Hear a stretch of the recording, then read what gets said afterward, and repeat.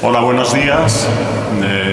Gracias por venir a este acto de presentación de este libro de la visita pastoral de los arciprestazgos de Ledesma y Vitigudino del año 1872, en el que ha intervenido de una manera muy directa, Casimiro Muñoz Martín. Luego explicamos cada uno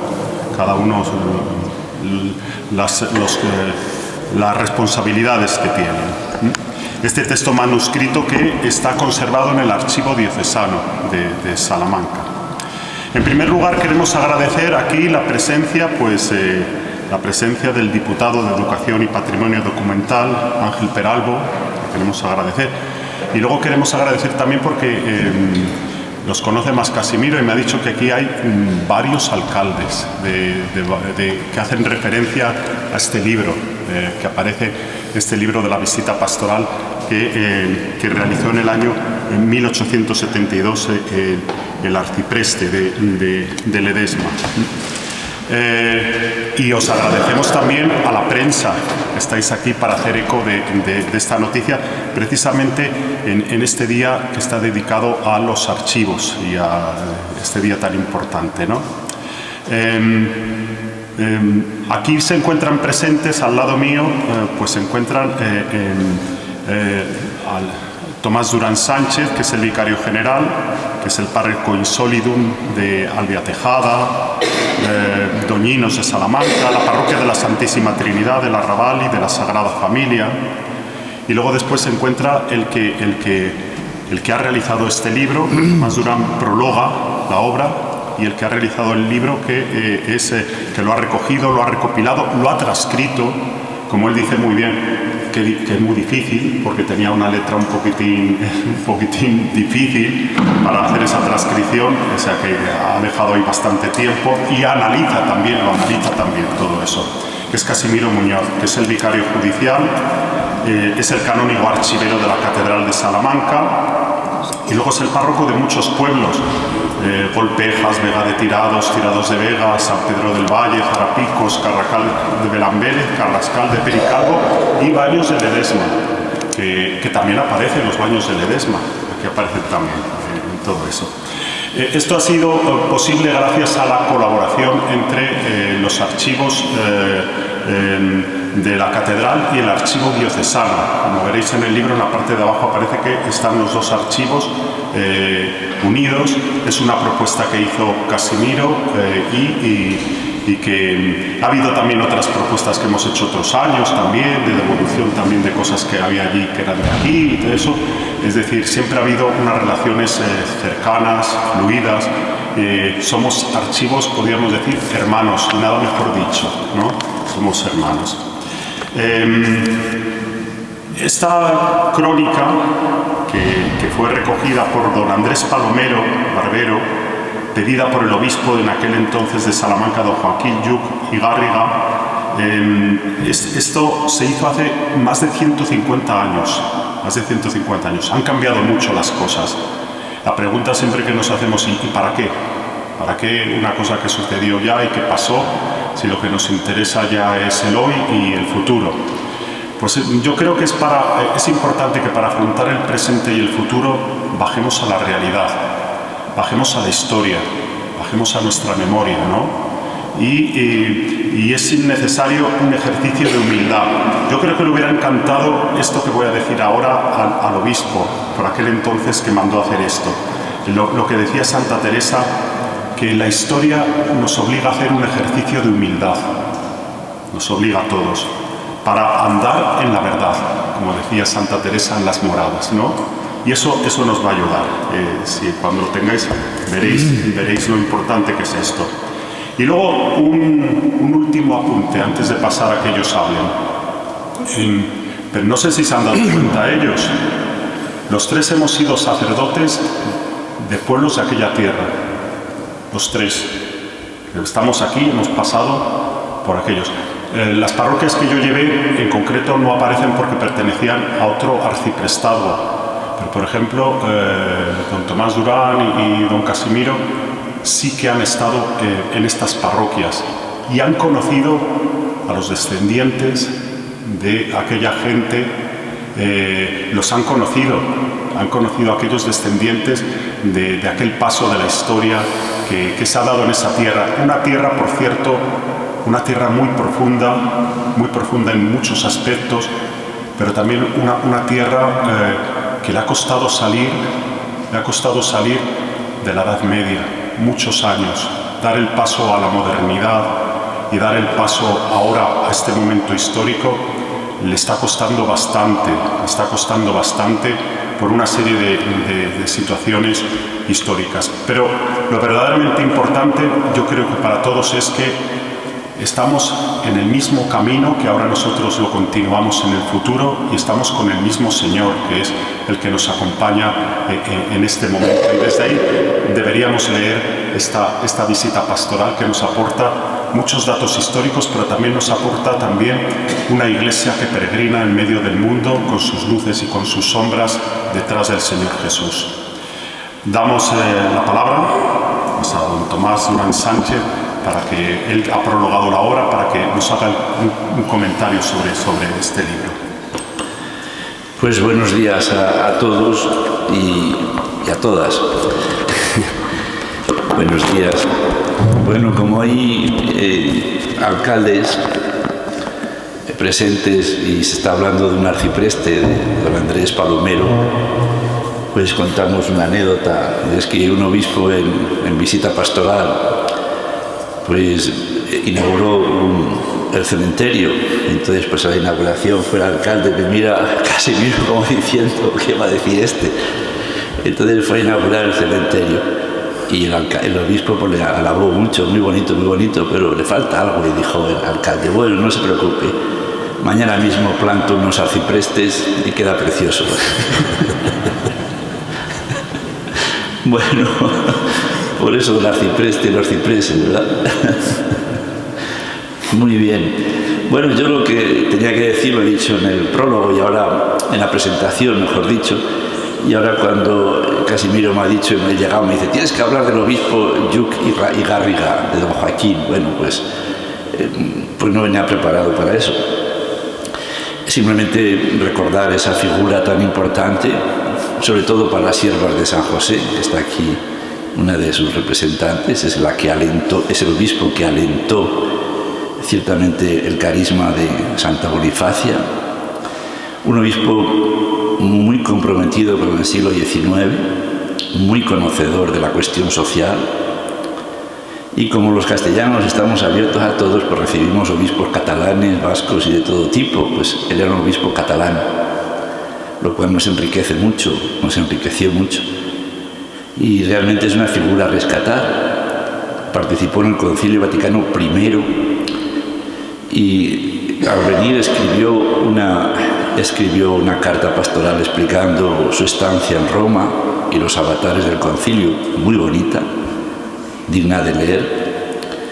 Y Adela Cáceres, a la que reivindico como la mejor historiadora del siglo XIX de Salamanca, que es sierva de San José, pues dice que la ciudad estaba muy tranquila con él, muy tranquila, porque ante todos los avatares sociales, políticos y culturales tenía un obispo que era una roca firme. Y realmente pues eso es una figura que deberíamos de rescatar y que invito en el archivo pues que se rescate esa figura tan importante. Bien, yo lo que tenía preparado son cosas muy sencillas. Efectivamente, yo estuve 13 años en aquella tierra de Vitigudino Ledesma como párroco, muy jovencito, recién ordenado. Y bueno, pues me parece que, pues aparte de, como digo, la presentación del libro, ya hago allí lo que me parece ese manuscrito, pero toda tierra, la tierra de Vitigudino Ledesma, tiene como 4 entornos muy importantes. Hay un entorno geográfico de esa tierra preciosa, austera, sencilla, de una belleza increíble en atardeceres, en las nieblas, en las heladas, en los estíos, de encinares, de arribes, del río Uces, del río Yeltes, Realmente ese entorno es realmente un entorno precioso, ¿verdad? Los pueblos pues disminuidos, pequeños, sus alquerías, sus encinares, sus robledales, realmente hacen un entorno precioso, precioso, austero, como digo, de esta Salamanca nuestra. Tiene también un entorno histórico, esa tierra, un entorno histórico precioso, pues el castro de Yecla, de las Marchanas, la peña de Santa María, de Iruelos del Mesón Nuevo, que es un santuario prehistórico, ¿verdad?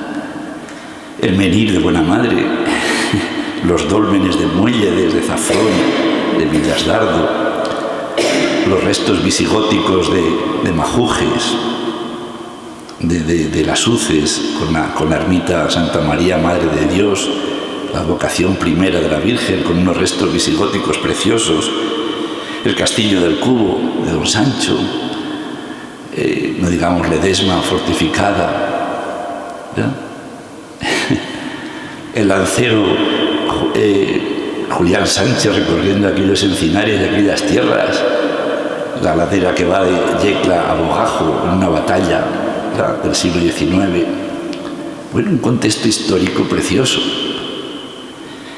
Y tiene un contexto, un contorno espiritual que ha ido mezclando lo geográfico, lo histórico con lo espiritual de una manera admirable, ¿no? Una manera admirable. Cada iglesia, cada templo parroquial es realmente un símbolo espiritual precioso. ¿Quién no se conmueve en la ermita de Ardoncillero? ¿Verdad? ¿Quién no se conmueve pues en los Arribes, en la ermita del Castillo, o ante el retablo de Arenal de Vitigudino, o la iglesia que, por cierto, pues reivindico, de Villasdardo, que descubran sus pinturas del siglo XVII? Ese contexto espiritual de los santuarios, de las iglesias, de las ermitas, pues es un santuario espiritual que ha llevado a vivir en un contorno geográfico y en un contorno histórico a una comunidad cristiana que ha hecho cultura realmente con el arte, con el canto, con las celebraciones, con las romerías, con las expresiones profundas de fe. Bien, podemos decir que queda un contorno, pero he dicho que 4, el contorno geográfico, el contorno histórico, el contorno espiritual, y quedaría el contorno de futuro, y realmente ahí es donde tenemos que sonreír y tener esperanza, porque realmente tierra más deshabitada que la de Vitigudino Ledesma no lo hay en la provincia. Antiguamente, cuando yo estaba allí, me decían: esto es perfecto para un parque natural, para Europa. Ni un tendido eléctrico, ni una chimenea.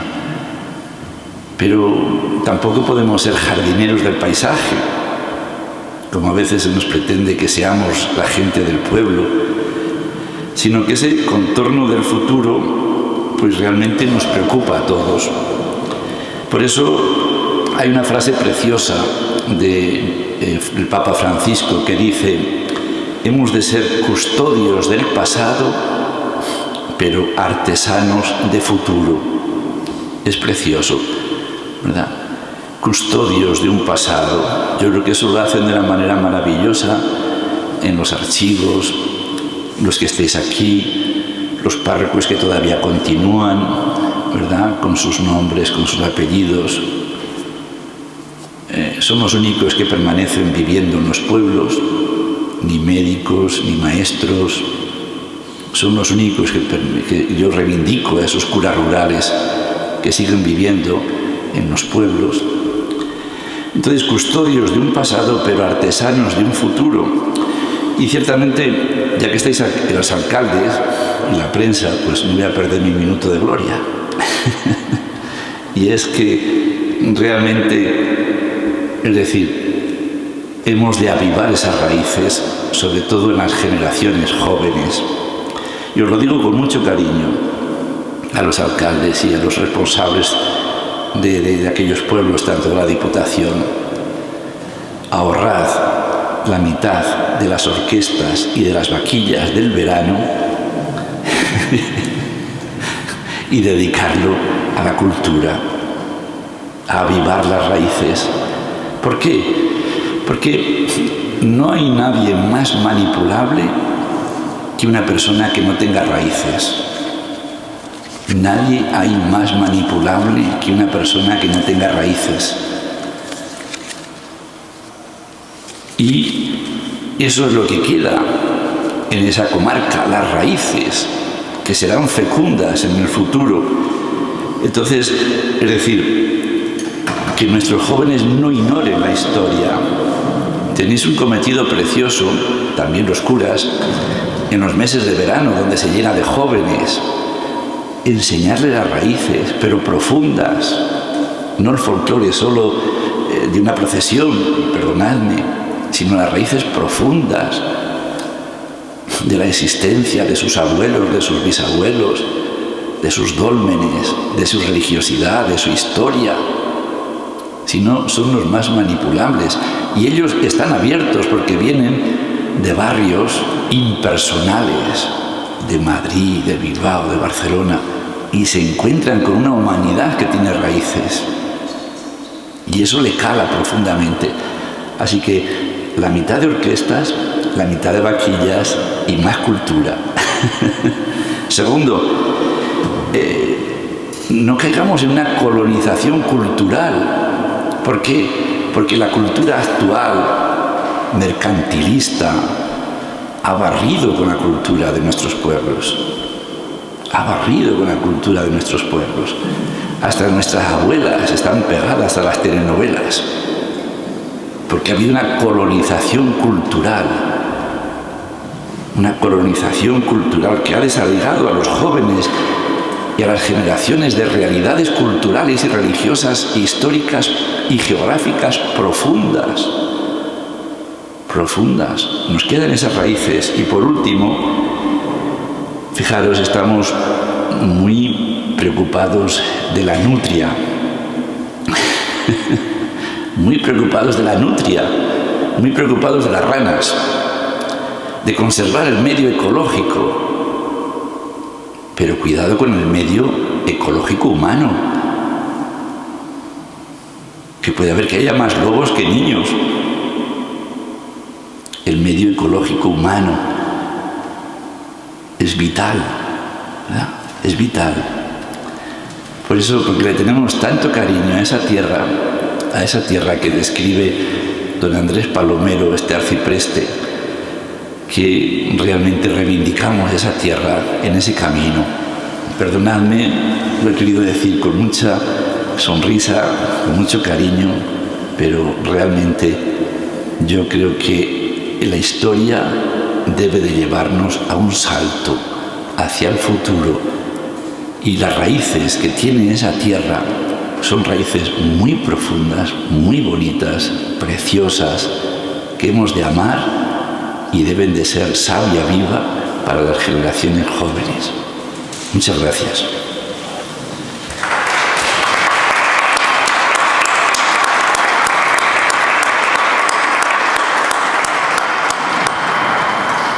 Ahora damos paso a Casimiro Muñoz para que nos explique este libro, nos haga el comentario de este libro y nos meta ganas para que lo leamos y lo saboreemos. Sí, porque ya sabéis que venderlo no, es gratis. Lo podéis bajar desde la página web, como está indicada. Vuestro interés, lógicamente, es darlo a conocer. Es una foto fija de hace 152 años exactamente. La pena es que no hayamos encontrado la relación de toda la diócesis. Hubiera sido ideal. Pero es que estos papeles eran papeles reservados que se mandaban al obispo. Los arciprestes visitaban habitualmente cada 2 años todas sus parroquias y mandaban un informe al obispo. Eran un informe reservado, a veces era más público, pero normalmente era reservado. Y esos informes luego con el tiempo se destruían. Hemos estado buscando a ver si encontrábamos alguno más. No, se quedó porque el arcipreste de Ledesma era el párroco de Ledesma, y en Ledesma, en el archivo de Ledesma, allí fue donde lo encontré yo cuando fui párroco de Ledesma, pues resulta que estaba estos papeles que era el borrador del informe que había mandado al obispo, y se salvó por el despiste bendito del arcipreste de Ledesma, y también por otra cosa venturosa, aunque, hombre, para el afectado no, es que había muerto el arcipreste de Vitigudino, y con ese motivo el obispo le dijo al de Ledesma: bueno, pues me visitas Ledesma y también el arciprestazgo de Vitigudino. Gracias a Dios, ¿verdad?, se salvó este manuscrito. Por eso hay algunos pueblos que no aparecen en él. Por ejemplo, Vitigudino, porque lo visitó el obispo. Tampoco aparece la parroquia de Santa María la Mayor, que era la más grande que tenía Ledesma, y que, claro, como él era el párroco, no se puede visitar a sí mismo, también la visitaría el obispo. Y lo mismo cuando el obispo Joaquín Luch y Garriga era obispo, como ahora lo es don José Luis, de Salamanca y de Ciudad Rodrigo. Entonces, yendo hacia Ciudad Rodrigo, por la actual carretera de Vitigudino, pues ya visitó algunos pueblos como Golpejas, Villaseco, Logamitos, y por desgracia, pues de esos pueblos el arcipreste, como no los visitó, no nos dice nada. En total, 80 núcleos de población visita a don Andrés Palomero en el mes de julio del año 1872. Es la foto fija.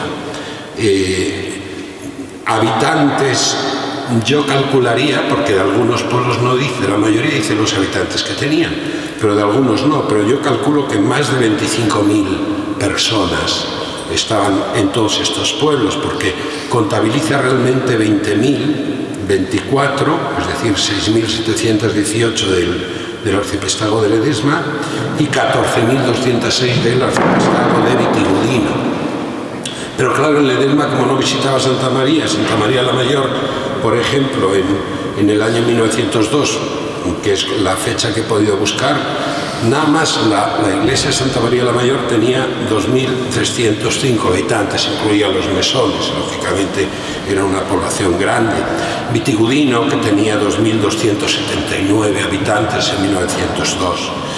En total visita 96 templos, que son iglesias, ermitas y capillas. Algunas capillas, el arcipreste utiliza la palabra capilla a veces para referirse a la ermita, a veces para una capilla que estaba en una iglesia. Y la ventaja de esta visita pastoral frente a otras, por ejemplo, la el libro que conocéis todos, del 17, de los lugares y aldeas del Obispado de Salamanca, se fijaba mucho en la economía, cómo estaba aquello regulado, qué capellanías tenía, cuánto sacaba, cuánto ganaba.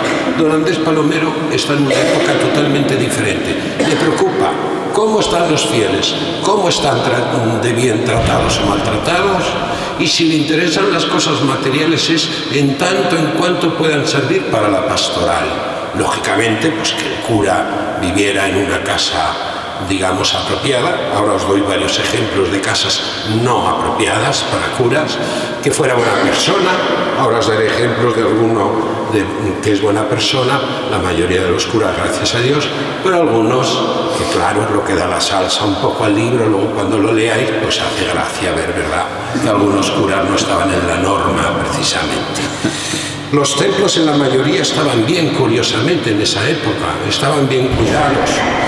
Y bueno, hay algunos casos muy llamativos que estaban pues prácticamente arruinándose. Por ejemplo, la iglesia de Mieza. Mieza en aquella época tenía 1.220 habitantes. Hoy tiene, según el censo del 2017, dice en Wikipedia que 222. No lo sé los que tendrá. También se ve la población y despoblación, pero cuidado, no todos los pueblos han descendido tanto, Hay algunos que están muy cerquita de los habitantes que tienen ahora.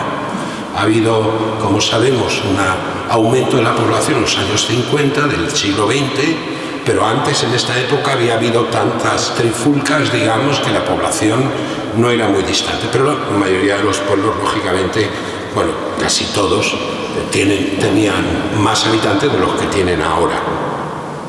Bueno, pues la iglesia de Mieza estaba cayéndose prácticamente, estaba abandonada, y decía el arcipreste: el ánimo se contrista al ver un templo tan hermoso y en tan lastimoso estado.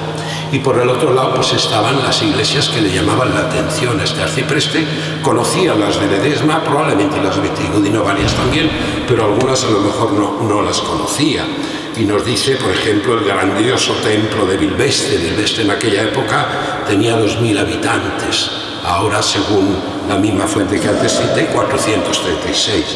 Dice que tenía una torre, la grandiosa y bonita capilla con magnífica cúpula, que estaba adosada al cementerio, toda embovedada, pintada sus paredes, precioso altar, incluso una imagen de la Purísima Concepción, titular de la ermita, de mucho mérito.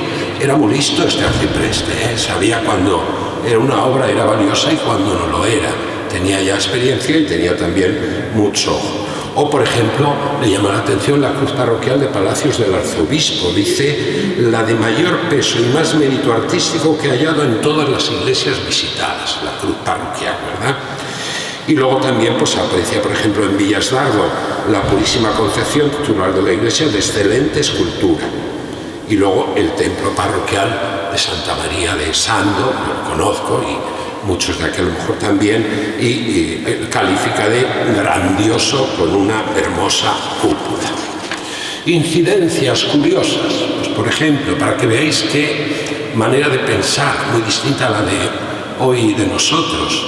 Si hoy roban en una iglesia, enseguida estamos: el copón era de plata, era bueno, ¿cuánto costaba? Bueno, fijaos lo que dice el arcipreste cuando visita Palacios del Arzobispo. Dice: el copón no existe por haber sido robado hace unos días con las sagradas formas sin que éstas hayan parecido.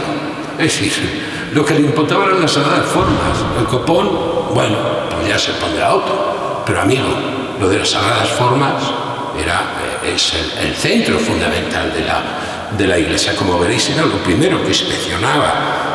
Y no siempre se lo encontraba en buen estado.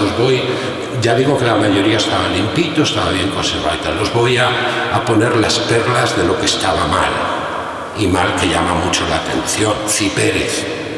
El cura era un poquito dejado, muy dejado, en aquella época.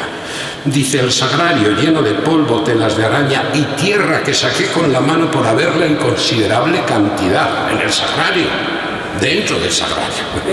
El copón, dice, de plata, dorado en su interior, cubierto de polvo, sin aparecer blanco el corporal, el paño debajo, sin aparecer blanco el corporal, más que en la parte que cubría el copón. Es decir, ¿cómo estaría aquella iglesia? O la zarza de Pumareda, también se encuentra el sagrario lleno de polvo, y lo mismo, no blanqueando el corporal más que el sitio cubierto con el copón, por lo que dice: con caridad se reconvino al párroco. O sea, le echó una bronca, digamos, con caridad, pero le echó una bronca. Copón lleno de polvo está habitual. Claro, el problema era que estaba el párroco, tenía 60 años, en aquella época, bueno, ya sabéis, no teníamos la sanidad que tenemos hoy. Estaba enfermo habitualmente, dice, y a lo mejor por esto se puede un poco disculpar el estado de abandono. Comerciego, por ejemplo, que era un anejo de Peralejos de Arriba, una iglesia en aquel momento de patronato particular, por lo mismo. Dice: las imágenes llenas de polvo, las sacras sábanas de altar, crucifijos y candeleros, todo sucio y en mal estado, lleno de polvo, ennegrecida las paredes, arruinada una pared del tejado, dice, destruida la teja, amenazando ruina por todas partes, con peligro, dice, de profanación al celebrarse el santo sacrificio de la misa. Profanar significa que puede caer los escombros encima de las sagradas formas, para que veáis la mentalidad de aquel tiempo, ¿verdad? Dice, con exposición a perder la vida, menos mal que lo tenía en cuenta tanto el celebrante como los fieles. Y por eso se acordó, el visitador podía dar órdenes, y una de las órdenes fue que no se celebrara misa hasta que eso no se arreglara. Y para ello pues había que esperar a la recolección de los frutos. También estaban las casas, que claro, ya digo que la mayoría estaban bien, unas más pequeñas, unas más grandes, algunas con arreglos y tal, pero las hay muy curiosas. La de Ituero dice: no tiene casa-restaurante, El párroco habita en una propia de un vecino del pueblo muy pequeña, sin más cubierta que unos malos cuartones con ramas y sobre ellos la teja oscura, de muy malas condiciones higiénicas. Y sentencia, más bien que casa, parece una verdadera zahurda. Yo he buscado la palabra zahurda y resulta que es pocilga, y eso es donde vivía el cura, que estábamos en un pueblo que tenía 29 habitantes, y decía, ni otro párroco debería estar ocupado en una parroquia tan corta, y ya da recomendaciones al obispo. Las pilas bautismales eran fundamentales, era un objeto, digamos, que debía estar especialmente preservado. Va a Pozos de Hinojo y dice que la pila de una pieza es buena pila, etcétera, cubierta, dice sin cubierta, llena de telas de araña, y hasta la tercera parte de su cavidad, la pila, llena de basura. Dice, y no pude averiguar si tenía sitio para desalojar bien el agua cuando en ella se renueve. O sea, tenía tal cantidad de basura que era imposible.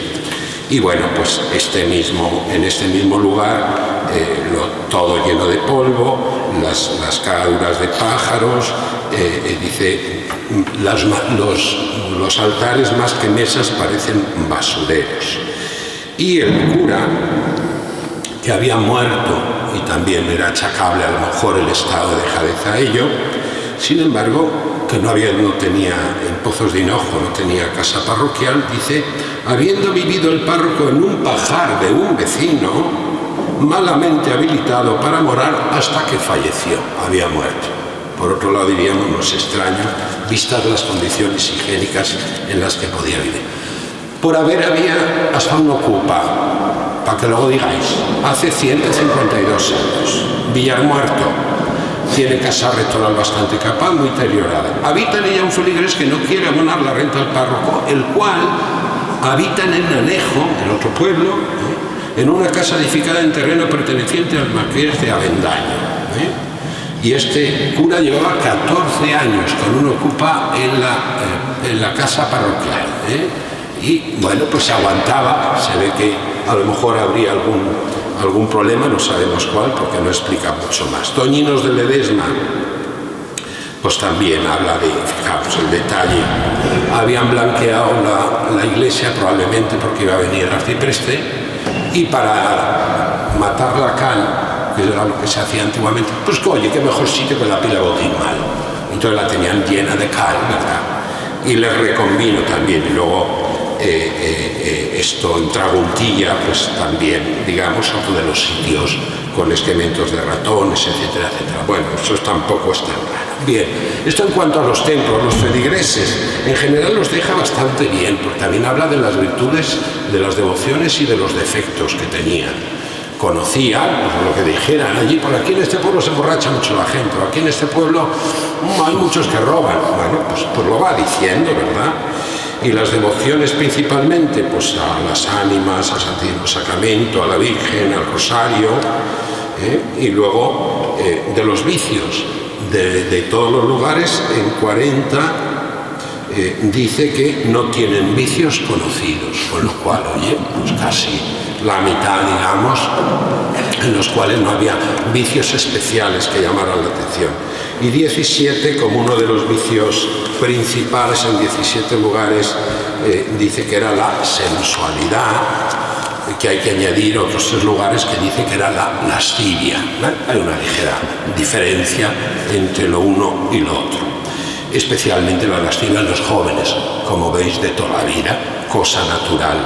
Solo digo en 4 lugares la embriaguez, en otros 3 el robo, y decimos siempre en los pueblos la murmuración y tal. Pues no, la murmuración nada más, de todos los lugares que visita, solo en 3 lugares habla y dice que tenían como vicio la murmuración.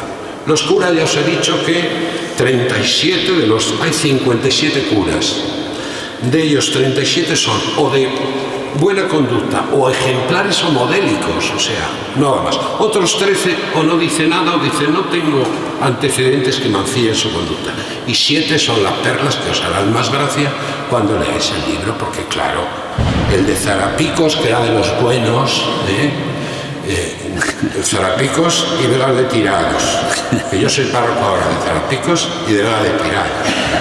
En una me he encontrado un cura modélico, Juan Benito Soto, de 80 años, que bueno, le califica como que era uno de los párrocos modélicos. Estaba enfermo, le tenía que ayudar a otro, y de hecho luego, yo ahora he visto en los libros parroquiales que a los 6 meses de esta visita falleció, tenía 80 años.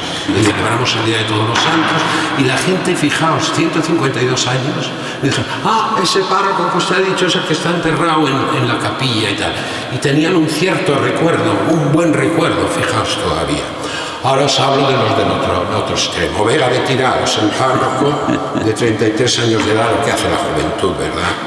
7 residencias, lleva 7 años en el pueblo. Su conducta notoriamente lasciva, teniendo en compañía a la mujer con quien tanto escándalo ha dado, sin prestigio entre sus feligreses con quienes no vive en armonía, como tampoco con los párrocos, tampoco se llevaba con los compañeros, mezclándose en negocios seculares del pueblo. Digamos, o el de las Uces, pues que también tenía conducta lasciva por un lado, y por otro lado pues era de poco orden y poco atento en la iglesia, a tener las cosas bien de la iglesia. Y por eso dice, le han apedreado la casa. Estos de las Uces eran finos en aquellos tiempos. Y el de Zafrón dice de conducta indefinible. Había incluso, ya voy a terminar, un ermitaño en una ermita que yo no conozco, pero voy a ir a verla, Nuestra Señora Llamada de Huebra, en Pedro Álvaro, que es anejo de Villares de Yeltes, y tenía un ermitaño que estaba viviendo allí, y habla de esta iglesia. Y bueno, pues digamos, estas son un poquito las perlas que puedo sacar. Luego saqué una comparativa, pero ya no os voy a hablar de ello, que eso puede servir, porque el libro no es un libro que esté terminado en el sentido de que ya se lea y se acabó, sino que yo creo que alguien puede hacer el estudio. Yo he sacado a los habitantes que dice cada pueblo, se puede hacer el estudio de cómo han ido variando, etcétera, de cómo estaban las cosas. Algunas iglesias de las que habla, algunas prácticamente ya no existen, y desde luego pueblos de los que habla, o núcleos de población de los que habla, pues yo qué sé, Bellosino, aquí tenía 46 habitantes, hoy es una finca. Espioja, lo mismo, es decir, Olmillos tenía 40 habitantes, nada menos, es decir, distintas, Cuadrilleros de Gusano, 70 habitantes en aquel momento. Hoy día son todas ellas fincas en las que va el dueño o los dueños y quien sea, ¿no? Y bueno, pues ahí habrá toda una digamos, material que yo creo que puede servir a otros estudiosos. Y ojalá, pues alguno que venga después de nosotros sea quien descubra que hay más, además de este papelito del arcipreste Andrés Palomero Barbero, un gran párroco de Ledesma, un grande, no vino a Salamanca, le propusieron como párroco de San Martín y no quiso venir, dijo que no, se quedaba en Ledesma y allí murió pues unos años después. Y bueno, pues por lo demás, muchísimas gracias.